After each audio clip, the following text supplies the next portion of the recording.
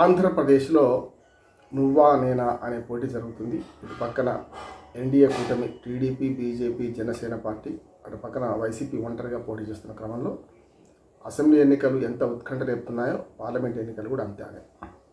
దేశవ్యాప్తంగా only parliament ఎన్నికలు జరుగుతున్న చోట ఇంత ఉత్కంఠ లేదు, కానీ ఆంధ్రప్రదేశ్ ప్రత్యేకం. ఎందుకంటే ఆంధ్రప్రదేశ్ ఏర్పడ్డాక ఈ 10 ఏళ్లలో మొదటి 5 ఏళ్ళు టీడీపీ కూటమి పాలిస్తే, బీజేపీ కూటమి పాలిస్తే, రెండో 5 ఏళ్ళేమో మనకు వైసీపీ జగన్మోహన్ రెడ్డి ఆధ్వర్యంలో ముఖ్యమంత్రిగా ఆయన పరిపాలించారు. ఈ రెండింటిని బేరీజు వేసుకొని ఓట్లు వేస్తున్నారు. ఒకరి వ్యతిరేకం ఒకరు, అంటే జగన్ వ్యతిరేకం ఓట్లు, జగన్ అనుకూల ఓట్లు, లేకపోతే జగన్ వ్యతిరేక ఓట్లు, టీడీపీ అనుకూల ఓట్లు, వీటి మధ్యన పోటీ జరుగుతుంది. ఈసారి మహిళలు ఎక్కువ మంది ఓటింగ్లో పాల్గొన్నారు. 2014, 2019కి, 2024కి ఓటింగ్ శాతం 2 నుంచి 3% పెరుగుతుంది. కనుక ఈ పెరిగిన ఓటింగ్ శాతం ఎవరికి నష్టం, ఎవరికి లాభం అనేది కూడా పెద్ద చర్చ జరుగుతుంది. ఇదంతా రేపు ఆశల పల్లెకుల అభ్యర్థులు, ఊహల ఉయ్యాలలో కార్యకర్తలు ఇంకో మహా అయితే ఇంకో 24 గంటల్లో రేపు సాయంత్రానికి ఈ టైంకు ప్రభుత్వం ఎవరితో తేలిపోతుంది. మొత్తం అంతా కంప్లీట్ రిజల్ట్స్ వచ్చేస్తాయి ఈ టైం కల్లా. అట్లా చూసుకుంటే ఇవాళ ఎవరు గెలిచినా ఎవరు ఓడినా రేపు ఆంధ్రప్రదేశ్లో ఏర్పడే కొత్త ప్రభుత్వం, రాష్ట్ర ప్రభుత్వం ఏం చేయబోతుంది, ఎట్లా సర్దుకుంటారని చూస్తున్నాం. అంటే మనకు మొత్తం వచ్చే ఆదాయానికి ఇప్పుడు ఖర్చుకు మధ్యన అయ్యగారి సంపాదన అమ్మగారి పసుపు కుంకుమలకు సరిపోతుందనే నానుడిని గుర్తు చేస్తుంది. ప్రతి నెల 15 నుంచి 20 వేల కోట్ల రూపాయల అప్పు చేస్తే తప్ప ఇవాళ మనకు రోజు గడవని పరిస్థితి ఉన్నది. అంటే ప్రతిరోజు పరగడిపే అనే పరిస్థితి ఆంధ్రప్రదేశ్కు వచ్చింది. అంటే ఒకనాడు విభజన తర్వాత ఒక రకంగా తెలంగాణ ఆంధ్రప్రదేశ్ విషయం చూసుకుంటే పూర్ ఆంధ్రప్రదేశ్గా ఏర్పడ్డది. అంటే నిధులు పెద్ద ఎత్తున నష్టం కావడం, అంటే విభజిత ఆంధ్రప్రదేశ్కు మొదలు కష్టాలతోనే మొదలైంది.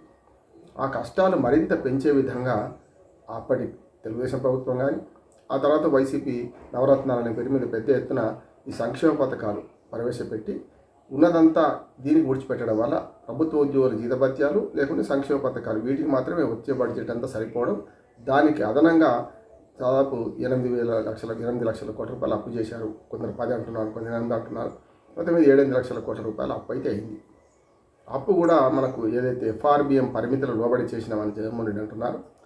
దానికి తోడు ఈ అప్పు ఏమైందంటే మెల్లమెల్లగా పెరుగుతూ అప్పుల మీద వడ్డీలు కట్టే పరిస్థితి వచ్చినప్పుడు రేపు ఏ ప్రభుత్వం వచ్చినా, అటు వైసీపీ ప్రభుత్వం వచ్చినా, ఇటు టీడీపీ, జనసేన, బీజేపీ కూటమి ప్రభుత్వం వచ్చినా కూడా పెద్ద సవాలుగా మారుతుంది. ఆర్థిక స్థితిని చక్కపరచడం ఎట్లా అనే సవాలుగా మారుతుంది. ఆర్థిక స్థితిని చక్కపరచాలంటే 2: ఒకటి పన్నుల ఆదాయం పెరగాలి, సొంత ఆదాయం పెంచుకోవాలి. రెండవది గ్రాంట్లు రూపాయన కేంద్రం నుంచి వచ్చేవి పెరగాలి. ఎట్లాగో అప్పులు చేయడం, ఎట్లాగో కేంద్ర ప్రభుత్వం అనుమతించిన మేరకు అప్పులు చేస్తారు.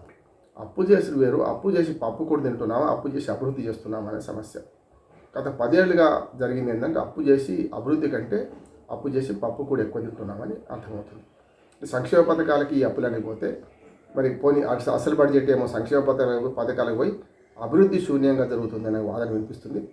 దీన్ని బట్టి ఆర్థిక అభివృద్ధి సాధించాలంటే అభివృద్ధికి మౌలిక వసతుల పెంపు, అభివృద్ధికి నిధులు కేటాయించినప్పుడు మాత్రమే మళ్ళీ పన్నుల ఆదాయం పెరుగుతుంది. ఇది ఏం లేకుండా వచ్చిన డబ్బులేమో సంక్షేమ పథకాలకు వినియోగించి అప్పులు చేసి మరి మిగతా పథకాల కోసం ప్రయత్నం చేసినప్పుడు ఈ సమస్య వస్తుంది. ఇవాళ ప్రతిరోజు 15 వేల నుంచి 20 వేల కోట్ల రూపాయలు అప్పు చేయాల్సి వస్తుందంటే ఈ స్థితి మారాలి అంటే ఖచ్చితంగా అదుపు చేసుకోవాల్సిందే. కానీ చేతికి ఎముక లేకుండా ఇప్పటికే వైసీపీ ప్రభుత్వం 9 నవరత్నాల ద్వారా చేసి వాటికి అదనంగా కూడా కొంత పెంచుతామంటున్నాడు. పెన్షన్లు ఉంటే 3,250 రూపాయల నుంచి మొదలుపెట్టి 3,000 నుంచి ప్రతి సంవత్సరం 250 రూపాయలు పెంచుతా అంటే ఇటుపక్క టీడీపీ చేతికి ఎముక లేకుండా అనేక హామీలు ఇచ్చేసింది. కర్ణాటక నుంచి కాంగ్రెస్ ఏం చేసిందో తెలంగాణ కాంగ్రెస్ అనుసరించింది, అక్కడ ఇక్కడ గెలిచింది. కనుక అదే పార్టీ వేరు, టీడీపీ జనసేన కూటమి వేరు కావచ్చు, బీజేపీ కూటమి. కానీ తెలంగాణలో కాంగ్రెస్ పార్టీ మొన్న 2023లో ఏ హామీలు ఇచ్చిందో అంతకు మించి అన్నట్టు వాళ్ళ కూటమి కూడా అదే హామీలు ఇచ్చింది. అంటే వైసీపీ అమలు చేస్తున్న పథకాలకే డబ్బులు సరిపోవడం లేదంటే టీడీపీ ఇచ్చిన హామీలకు మరొక 70,000 కోట్ల రూపాయలు ప్రతి సంవత్సరం కావాలి, అదనంగా కావాలి. కనుక ఈ అదనంగా వచ్చేదాన్ని ఎక్కడి నుంచి తీసుకొస్తారంటే మేము సంపద సృష్టిస్తాం, మేము పంచుతామంటాం. సంపద సృష్టించాలంటే మొట్టమొదటి పన్నుల ఆదాయం పెరగాలంటే పరిశ్రమల ఏర్పాటు కావాలి, అట్లానే మనకు మౌలిక వసతులు పెరగాలి. ఇవన్నీ ఒక్క రోజులో పూర్తి. హాంఫాట్ అంటే ప్రభుత్వం మారగానే రేపటికి రావు కదా. మరి రానప్పుడు సంపద సృష్టించే టైం అనేది కనీసం 3-4 ఏళ్ళు తీసుకుంటుంది కదా. ఈలోపు ఈ రాష్ట్ర ఆర్థిక పరిస్థితిని ఎట్లా చక్కదిద్దుతారు అనేది పెద్ద ప్రశ్న. ఎంత కేంద్ర ప్రభుత్వం మద్దతు ఇచ్చినా మొన్న చూసాం మనం. ఆంధ్రప్రదేశ్లో గత 3 నెలలుగా కేంద్ర ప్రభుత్వం రకరకాల గ్రాంట్ల రూపాయలు 10,500 కోట్లు ఒకసారి, మరొక 15,000 కోట్ల రూపాయలు ఒకసారి అదనంగా అడ్జస్ట్ చేయడం వల్ల కొంతవరకు ఆర్థిక స్థితిని తట్టుకోగలిగింది. రేపు పొద్దున ఎన్డీఏ కూటమి కనుక అధికారంలోకి వస్తే ఆ మద్దతు ఉండొచ్చు, కానీ ఆ మద్దతు ఏమైనా పీనట్స్తో సమానం.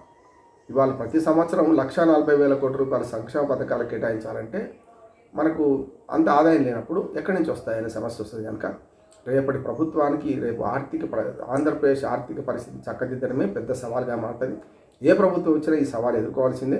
ఎదుర్కొనే క్రమంలో ఇప్పుడు ఎన్నికలప్పుడు ఇచ్చిన హామీలని మరి నీటి రాతలు అవుతాయా, మరి నీటి మూటలు అవుతాయా, రేపు మరి అప్పటికొచ్చాకల్లా సర్దుకుంటారా, ఏం చేస్తారో తెలియదు. కానీ ప్రజల ఆకాంక్షలను బాగా పెంచి, ప్రజల ఆశలను పెంచి, ప్రజలు అనుచిత ఉచితాలకు అలవాటు పట్టేట్టు చేసి ఈ ప్రభుత్వం నడవాలంటే, రేపొద్దున పార్టీలు గెలవాలంటే వీటిని తాయిలాలు అంటే అనుచిత ఉచితాలు, ప్రజలకు ఇచ్చే తాయిలాలను చూపించే ప్రయత్నం చేస్తున్నారు.